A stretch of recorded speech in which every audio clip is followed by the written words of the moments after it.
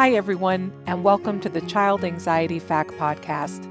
My name is Dawn Friedman, and I'm the owner of Child Anxiety Support, a membership for parents of anxious kids. I have my master's in clinical counseling and additional postgraduate training in child anxiety disorders, including exposure and response prevention and the Supportive Parenting for Anxious Childhood Emotions program, or SPACE program, which was designed by Dr. Ellie Lebowitz of the Yale Child Study Center. I'm also certified in infant-toddler mental health. FACT stands for Frequently Asked Questions, and each week I'll be answering your questions about childhood and teen anxiety. Let's get started. This week's question is, what do I do when my child doesn't want to deal with their anxiety? And this is a terrific question because it gets at the core of the work we do inside child anxiety support. And I want you to consider that a whole lot of us, not just children, don't want to deal with our anxiety. We may not even realize our anxiety is a problem. We might not even know that we have anxiety. We might think that this is just the way that we function. And that wouldn't be an issue if our anxiety only impacted us because we get to decide how we want to live our lives. But what we know from the research is that those of us with anxiety that's left unaddressed or untreated tend to pull on our loved ones in ways that help us avoid the things that make us anxious. So, for example, there are a lot of anxious people who are really controlling.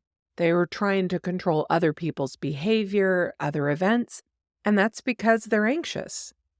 In fact, when you dig into the scientific literature around anxiety accommodations, which is the term for the pitfalls we get stuck in with our kids, you'll learn that many of those studies were looking at accommodations within couples, particularly around OCD or obsessive compulsive disorder. This is all to say that anxiety is an issue in relationships, and child anxiety is always a family systems issue. This can be confusing because when we're seeing our child struggle with a problem, of course we think, I need to intervene with my child. My child needs to change. But actually, we are the ones who need to change. And that's good news. It may feel like rotten news, like I'm screwing up, but you're not screwing up. It's just how anxiety plays out. Think of it this way. If you have a child who is allergic to eggs, and you're the person who does the grocery shopping, the menu planning, the snack providing, you're going to have to figure out eggs.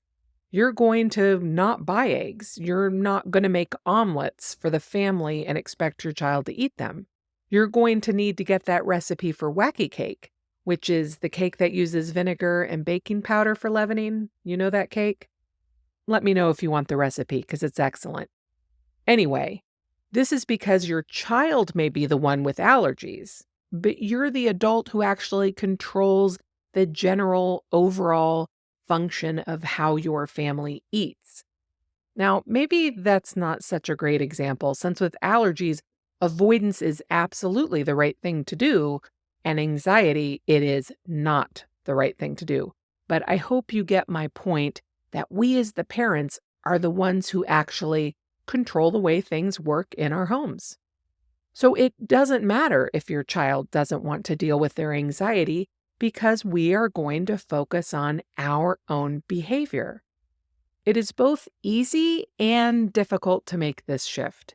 It's easy because the only person who we need to focus on is us. We get to unpack our often complicated feelings about our child's anxiety.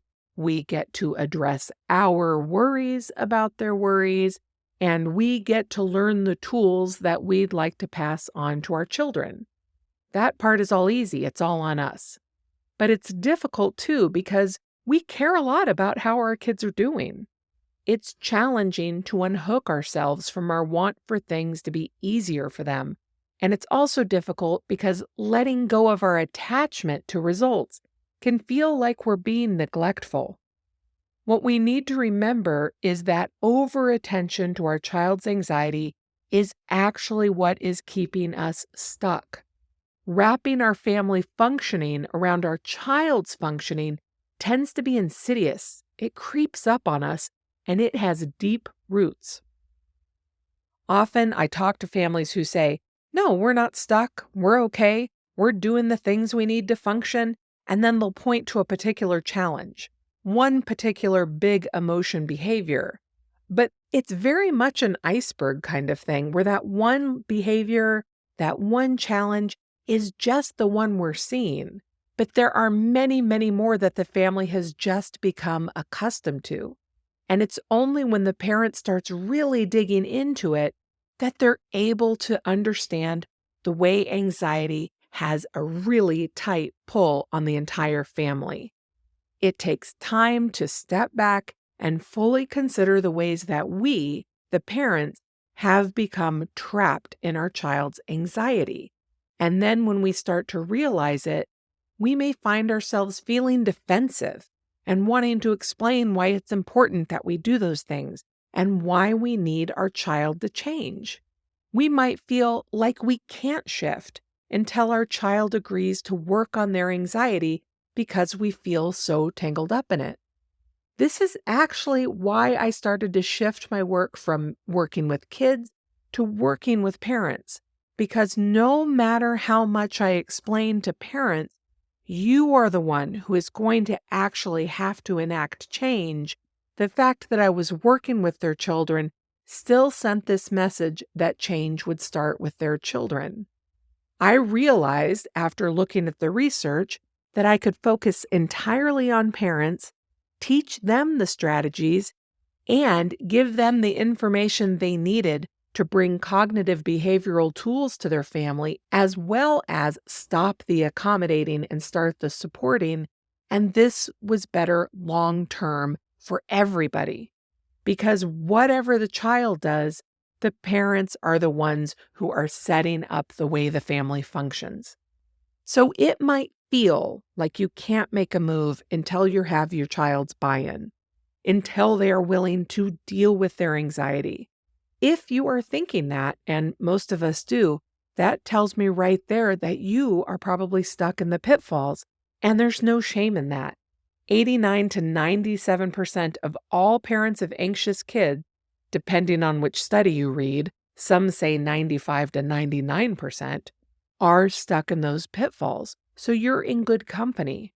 But we are the ones who are stuck, so we are the ones who will need to get unstuck.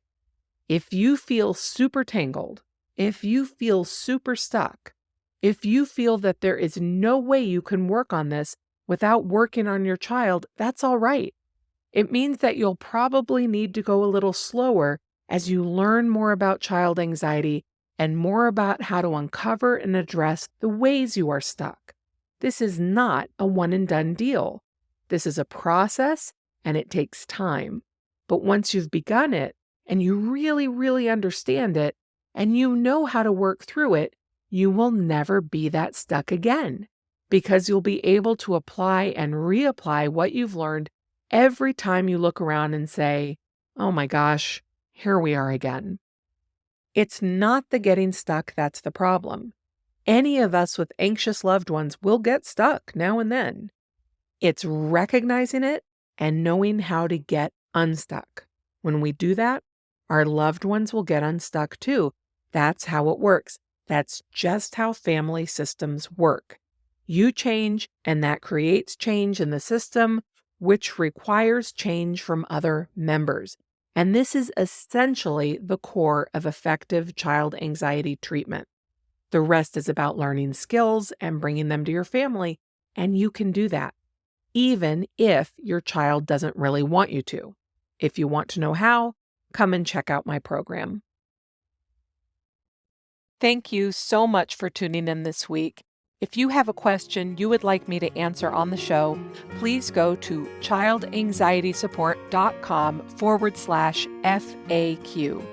And if you'd like to learn more about the Child Anxiety Support membership, please go to childanxietysupport.com. The membership offers courses, live events, and community to help you design a personalized program to free your family from the trap of child anxiety. I hope you'll consider subscribing to the podcast and sharing it with any friends or family who you think might find it helpful. You can get more of my child anxiety content over at Instagram, where I'm Dawn Friedman, MSED, or on Facebook at the Child Anxiety Support page. Thanks again, and have a great week.